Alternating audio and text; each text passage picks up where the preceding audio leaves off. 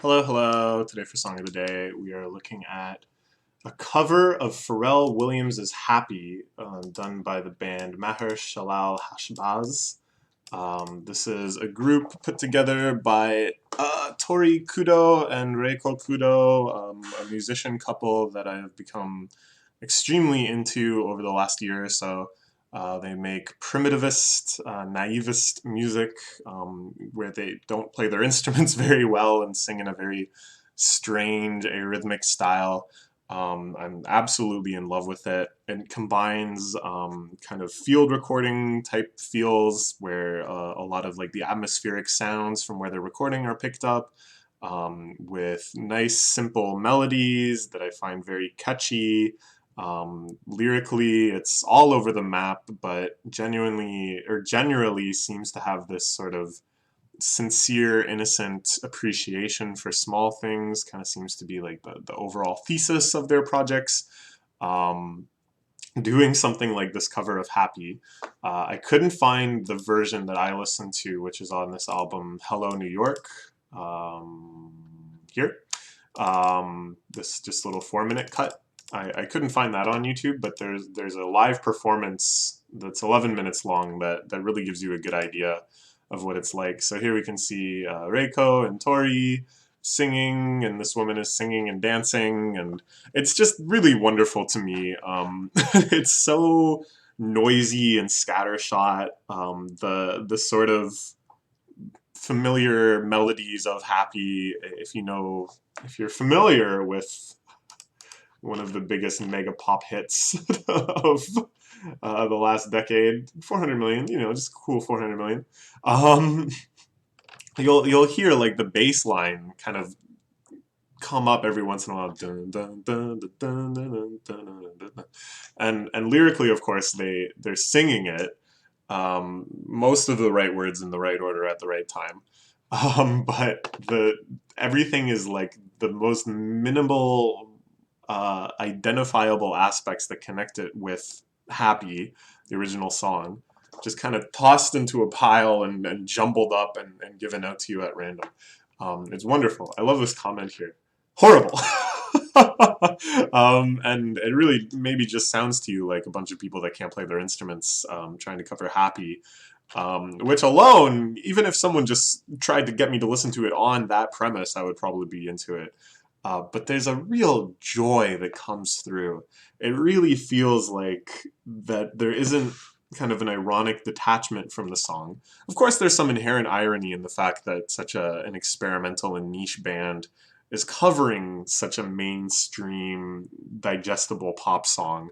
But they really do want to sincerely engage with it and kind of bring the messages it has, this idea of celebrating happiness, clap along if you feel like happiness is the truth, to their world and to their community and to the sort of music that they like to make. Such that you really do feel like clapping along, even if you're not the type to clap along to the Pharrell song. Just because you can see that such a different thing, such a less successful thing, such a more strange and dismissible thing, is also bringing people such happiness, and then it's hard to deny that maybe happiness is the truth. Um, it's great. I love the Reiko, and I'm not sure who this woman is. They're singing on this song. It's just so gorgeous to me, especially in the studio version. But I'm sure the live version brings it across quite nicely too, where because I'm happy, happy. I can't really do it very well, but her voice jumps like an octave or so from already a pretty high pitched place. And it's kind of like they're trying to replicate the backing tracks in the original song, which I'm pretty sure are like pitch shifted. Um, so there's almost this sort of like outsider quality where they're engaging with this artifact of pop music. I'm not suggesting this isn't actually the case, that they're so far removed from pop culture that they don't really get it. But just that they're going about it in such like an innocent, straightforward way that like, of course, this is the range you have to sing in if you're gonna sing that part. Um, and just the lightness of her voice. Like I really think beyond all of their compositional genius, beyond all of their experimentation, there's just a really innate beauty that comes through, especially in Reiko Kudyo's voice, that they're just blessed to have. The way that she just kind of flips up to this high note when she sings happy and does the little modulation throughout it is joyous. It looks like watching a bird take flight or something. I don't know. I can't put it into words that don't sound cheesy. You'll just have to check it out. Just look at the fun they're having. I'm hoping we can look at the fun they're having without it showing up sonically. And that is without the audio coming through and me getting a copyright strike. Look at that.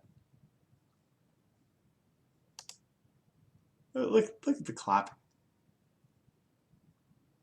Ah, I love it. I love it. I love it. I love it. We're probably going to talk a lot more about this band and the kudos and related music around it, but I think this is kind of a good introduction point.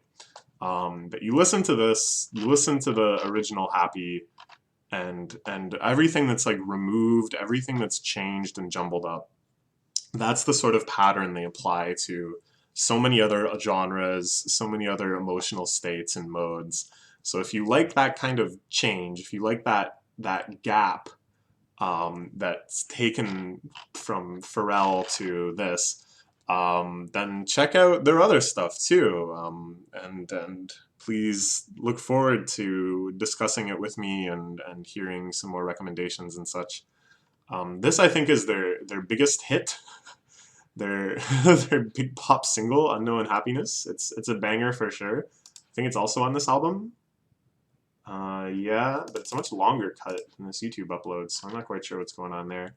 Um, but yeah, I'm very interested in these guys. I'm going to continue to investigate their music, and so far I felt very rewarded by it. All right, that's all for today.